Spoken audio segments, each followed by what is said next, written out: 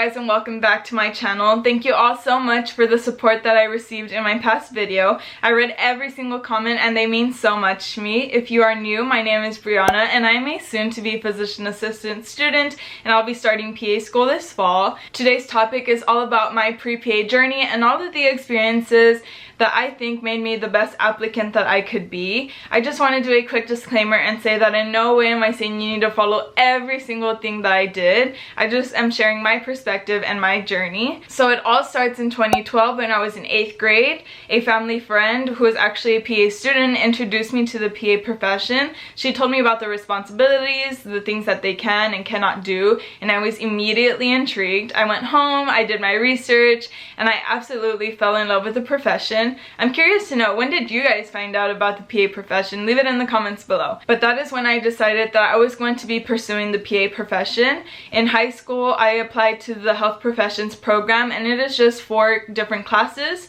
Your first 2 are in-class lectures where they teach you about medical terminology, basic anatomy, and then your junior year you can go to clinicals so that you can see different health professions, and then your senior year you can either choose to do an internship with a health professional, or you can choose to become certified as a medical assistant, an EMT basic, or a pharmacy technician. Throughout my 4 years, I was involved in HOSA, the National Junior Honor Society. I loved playing team sports such as basketball, volleyball. I did cross country and track, but I hate running, so never again did I do those. For leadership, I was the team captain of my basketball team for 4 years, and then I was also class president. I did lots of volunteering with HOSA, and then at my local hospital, I was like a candy striper, so I would just transport specimens, or I would help the visitors at the front desk. So my senior year of high school is probably most vital to my application, just because I did have an internship with an OB-GYN, and at first I just began shadowing him and following him around the room, looking at all the cases, and although that was super intriguing and awesome, they started implementing me with a medical assistant and teaching me how to take vitals, triage, do the urine analysis.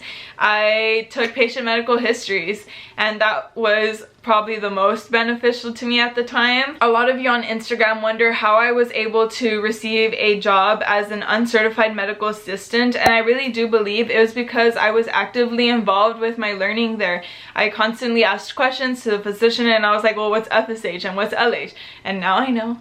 But back then, when I was a senior in high school, I didn't know. I really wanted to expose myself to the medical field, so I would go in extra early. High school for me started at 8:45, but I chose to be there at 8. I took the initiative to ask others if they needed help, and I would just always be actively involved there. They saw that I was committed, I was determined, and that I was enthusiastic to be there. So I believe that those were key aspects of why I received a job offer, and I was very blessed to have received one. The 3rd day after graduating high school, I actually began working there as a medical assistant, and again, I just triaged, I took patient medical histories, I assisted the physician with like minor procedures, and I prepped the room for him. I began college in 2016 with a biomedical sciences major. I talk more about it, so I'll leave it in the card above or in the link below. I will say that if you're choosing a major, try to choose one that is more human medicine based, just because it's going to be more advantageous for you in the future when you are applying to PA schools. I was involved in 2 organizations, the Biomedical Sciences Association and the PrePA Society.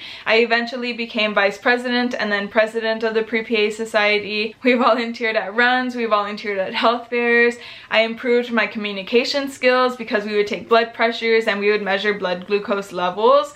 We also had suture workshops, which is such a unique experience because most of the time you only get to do those things by paying a very expensive price, or once you enter actual health profession program. And then I also became a TAPA pre-PA member. TAPA just stands for Texas Academy of Physician Assistants, and that is a place where you can network so much with the admission coordinators or with the PA students. So I went to 4 different TAPA conferences with the pre-PA Society. I began shadowing my sophomore year, and it was actually accidental that I began shadowing the PA that I shadowed. It was actually supposed to be someone else, but I'm very grateful to have shadowed him because he became my mentor and he opened the doors for me to shadow many more PAs. You guys need to be kind when you go.